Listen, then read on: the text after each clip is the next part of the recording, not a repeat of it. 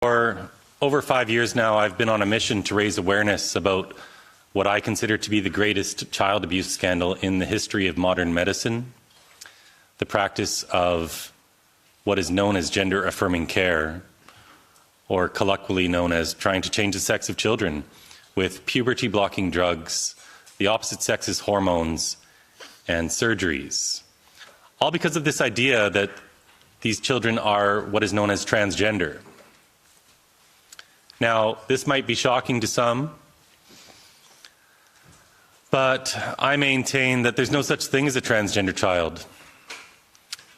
I have had thousands of conversations on the street. I go to university campuses all around the world. I go to conferences. I work with psychologists, psychiatrists, doctors, all the major conservative organizations across the West as well. And in all of my time having these tens of thousands of conversations, I haven't yet met one person who can tell me what a transgender child is. What does it mean to be transgender? What does it mean to have a gender identity? I am going to go through a few slides today to discuss what I consider to be really one of the greatest lies ever told in the history of the human race. The positive message we should be sending our kids is that they're beautiful just as they are. Instead, they're getting a message that they were born wrong and they need to change their body.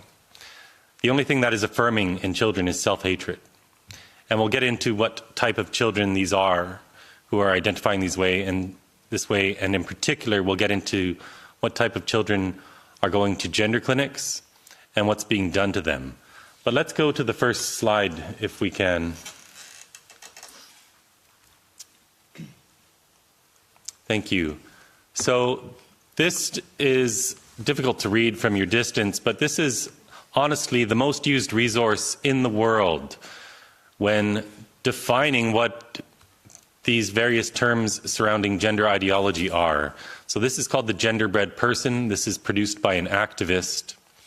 And it defines on the left side there, under gender identity, it says that we're all on a scale of womanness or manness, and that our gender identity is based on our personality, our job, our hobbies, our likes and dislikes. And I would maintain that this is a rather regressive and sexist way to look at what your gender is. What does your job have to do with your gender? What do your hobbies have to do with your gender? Are we going to tell little boys who like to bake with their mom in the kitchen that that must put them on the female spectrum of gender? That's absurd. Are we going to tell girls who don't want to wear dresses and who want to have short hair, perhaps who like to play sports with the boys, that that makes them a boy? This is nonsensical.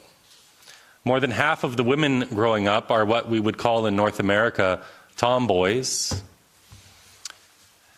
It's just more fun, perhaps. You don't have to wear a dress to be a girl. The positive message, again, we should be sending kids is there's no right or wrong way to be a boy or a girl.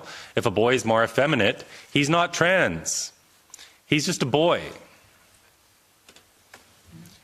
But this ideology has come along and it's taught our children that if they don't conform to what are these stereotypes, that they might be transgender, that they might have been born in the wrong body, and that the solution for them is to go on drugs that have never been approved for this purpose. We are giving children chemical castration drugs that are used to this day on sex offenders. They're given to pedophiles. In certain states, and even in Canada, they have been required for pedophiles to be eligible for parole, that they received these chemical castration drugs. The same drug is now called a puberty blocker. What are these drugs? These are gonadotropin-releasing hormone analogs.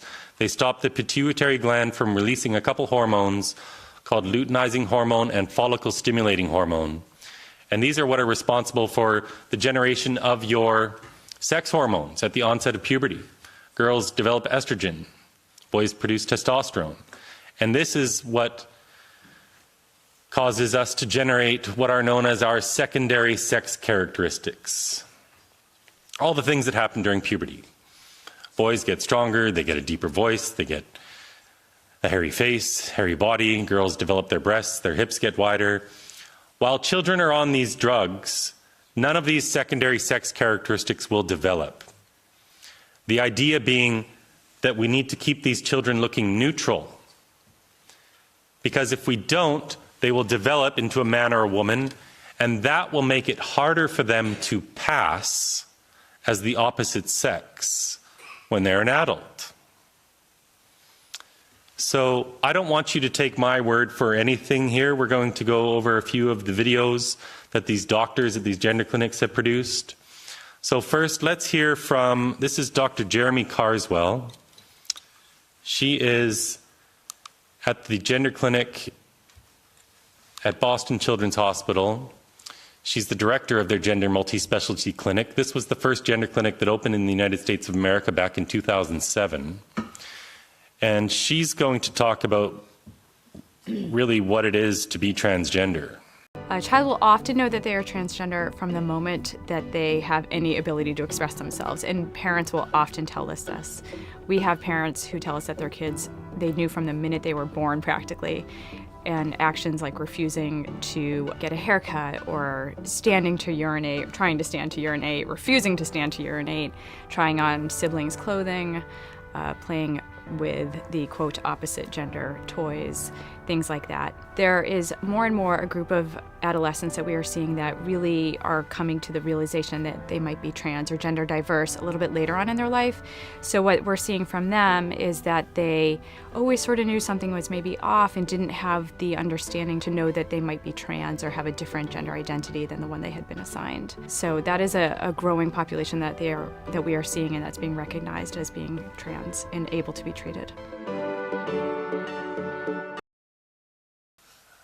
So if you have a child playing with the opposite gender toys, they might be trans and eligible to be treated. If a little girl tries to pee standing up or a boy tries to pee sitting down, they might be transgender. Guess what? If a little girl has 3 big brothers, she's going to try to pee standing up because they're all peeing standing up and it looks kind of fun. They're kids. She said if they're trying on a sibling's clothing, they might be transgender. Again, a little boy with 3 big sisters, they're all going to be playing dress up with their little baby brother. But these doctors come along who have bought into this ideology, and they teach that this natural play is a sign that your child is transgender and can be treated. And guess what? They're seeing patients as young as 3 years old, where they start socially transitioning them with a new name and pronouns.